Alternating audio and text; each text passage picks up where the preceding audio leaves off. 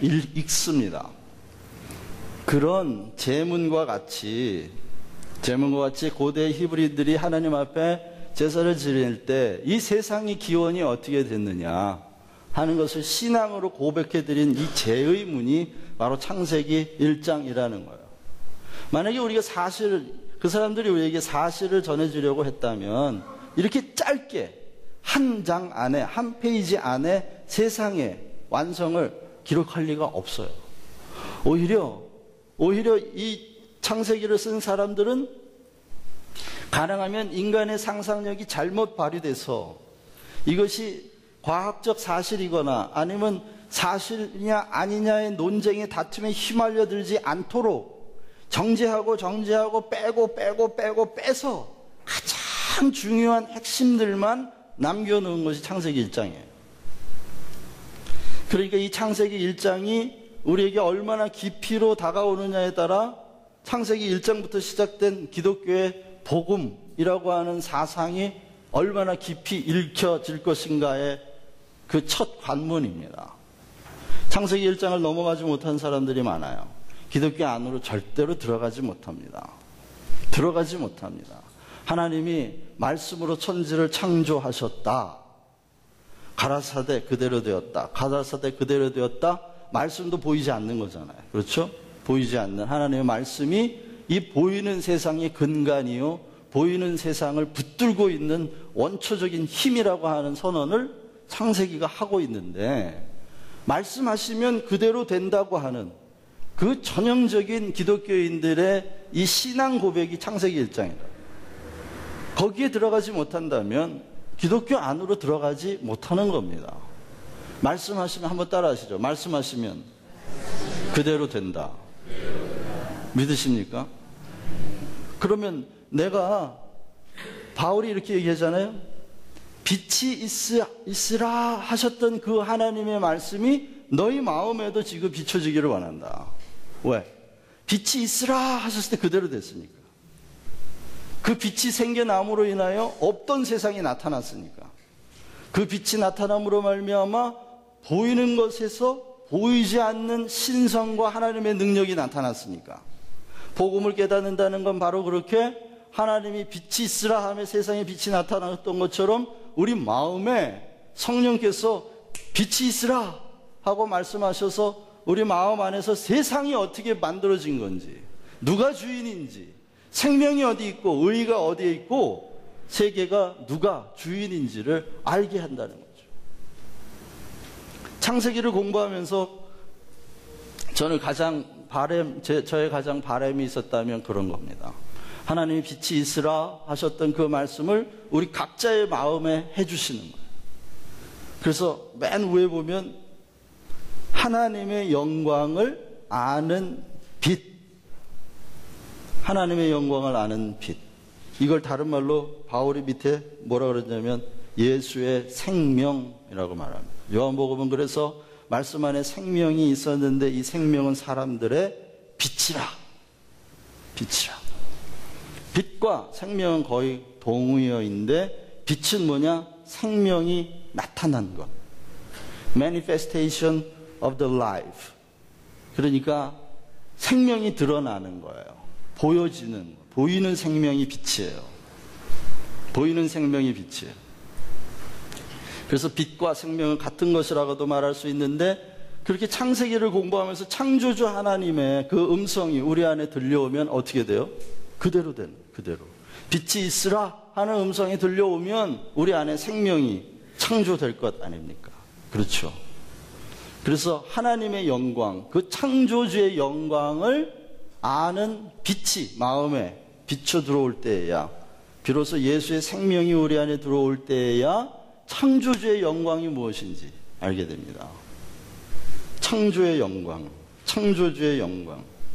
그래서 이 한 말씀, 우리는 돌아보는 것은 보이는 것이 아니에요. 우리가 주목하는 것. 주목한다는 게 뭔지 아시죠? 뚫어지게 쳐다보는 것.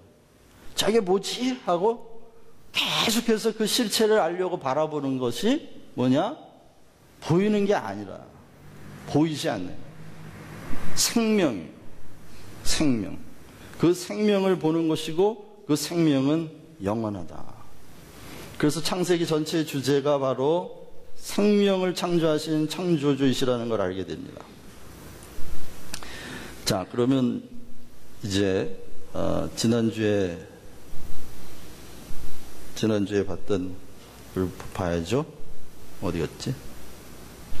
예, 우리가 다 못했는데요. 지난주에 다 못해서 오늘 여러분들 프린터는 지난주에 가지고 오셨던, 지난주에 드렸던 그 프린터를 계속 보시면 되겠습니다. 지난주에 제가 잠깐 그런 말씀 드렸어요. 창세기 1장 2절을 보면 혼돈과 공허와 어둠이 있었는데 그때 하나님이 3절에 가면 빛을 창조하시잖아요.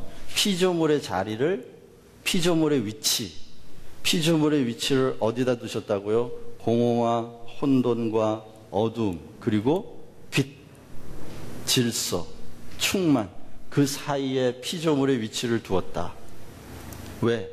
고대 히브리인들이 생각하기에 이 피조물, 피조세계에 지금 그들이 살아가고 있는 그 현재에 너무나 많은 혼돈과 공허와 어두움이 있었던 거예요. 그런데도 불구하고 하나님은 이 세상을 질서 있게, 하늘의 별들 이런 것들이 전부 다 질서 있게 운행을 하는 걸 보면서 이 피조물의 위치가 바로 그렇게 혼돈과 공허와 어둠, 그리고 빛과 질서와 충만 사이에서 하나님의 은혜를 바라보라고 하는 그 자리에다가 위치해 두었다는 겁니다. 그래서 빛을 창조하셨지만 어두움을 제해버리시지 않고 빛과 어두움 사이에서 우리는 매일 아침 햇빛이 떠오르는 걸 보면서 하루하루 빛을 창조하신 창조주의 은혜가 없이는 살 수 없다고 하는 신앙 고백 속에서 하루를 시작하라는 거예요. 나중에 인간에 대해서 얘기하겠지만 인간의 삶의 자리가 어디서 출발을 했느냐? 인간의 삶의 출발이 어디서부터 시작됐죠? 선악을 아는 나무와 생명나무가 있는 에덴 동산에서 시작됐습니다. 그게 무슨 말일까요? 선악을 아는 나무를 먹으면 어떡한다? 죽는다. 다시 말하면 사망의 가능성과 사망의 위기, 그리고 생명나무를 먹으면 영원히 산다. 영원한 영생의 가능성. 그러면 영원한 죽음과 영원한 영생의 가능성, 그 위기 가운데서 인간의 삶은 출발했다고 말하고 있는 겁니다. 이거 창조주의 디자인이에요. 창조주의 디자인이라고 고대 히브리인들이 지금 고백하고 있는 거예요. 그런데 사단은 뭐라 그러죠? 먹어도 안 죽어. 선악을 아는 지식을 네가 가지면 하나님처럼 돼. 죽지 않아. 다시 말하면 사단은 우리에게 너의 삶의 자리가 지금 위기 아니냐, 위기. 위기라는 말씀 아시죠? 위험한 자리란 뜻이에요. 위험한 자리. 위험한 자리니까 위험한 그 자리를 위험하게 하는 요소를 제거해. 그럼 안전하잖아. 죽음의 가능성? 그걸 제거해. 그러면 안전하잖아. 왜? 생명나무는 지금 보여요, 안 보여요? 아담 눈에. 안 보여요. 왜? 생명나무에 대해서는 말씀해 주시지 않았어요. 왜 말씀해 주실 수 없을까요? 생명은 안 보이는 거예요. 생명은 하나님 안에만 있어요. 생명은 계시하려면 하나님 자신이 와야 돼. 예수님이 오셨어요. 그래서 예수님이 오셨을 때, 창조주가 오셨을 때 비로소 세상에 생명이 나타난 거야. 내가 길이요 진리요 뭐다? 생명이다. 생명의 계시, 하나님 자신, 창조주. 그렇기 때문에 생명은 은폐되어 있는 거예요. 안 보여요. 하지만 그 생명 안에서 모든 일이 다 일어나는 거죠. 사실은 보이지 않는 것입니다. 그러니 보이지 않는 은폐된 생명을 바라보는 어리석은 일을 하지 말고 눈에 보이는 선악과 그것을 먹고 죽지 않으면 되잖아. 현재의 위험을 제거하는 방식으로 살아가는 거예요. 그게 사단이 제안하는 방식이에요. 삶의 방식이에요. 사단의 방식이라고. 그러면 여러분 생각해 보세요. 우리가 기독교인이라고 하면서 우리의 삶의 자리가 위기라고 하는 것에 대하여 얼마나 불안해합니까? 두려워하죠. 내일을 위하여 오늘을 대비하는 것이 지혜롭다고 생각하고 내일의 위험 요소를 제거하는 데 온 평생, 한평생을 다 드립니다. 그렇죠? 그러니 그 인생이 나중에 허무해질 수밖에 없어요. 죽음이라는 본질은 허무라고 말씀드렸죠. 아무것도 없는 거예요, 죽음은. 그 안에. 무저갱이라는 표현이 계시록에 나오잖아요. 우리는 평생 내일의 내 삶을 위험하게 만드는 요소들을 제거하는 데 혈안이 되어 있습니다. 그게 사단이 던져주는 삶의 방식이고, 그렇게 사는 것이 사탄적으로 사는 것이고, 사탄적, 세상적, 정욕적, 이거 다 같은 말이에요. 성경에 보면. 사탄적, 정욕적, 세상적이란 말은 다 같은 말입니다. 그것이 사단이 인도하는 삶의 방식인지도 모르고 그렇게 사는 게 지혜로운 것처럼 사는 거죠. 왜요? 눈이 안 떠져 있는 거예요. 감겨져 있는 거예요. 창세기에 나오는 선악과의 사건을 그렇게 수도 없이 읽고 또 읽고 또 읽어도 그게 안 보이는 거예요. 여러분, 눈을 감으면 보이는 게 뭔지 아십니까? 눈을 감으면 보이는 게 그게 꿈이에요.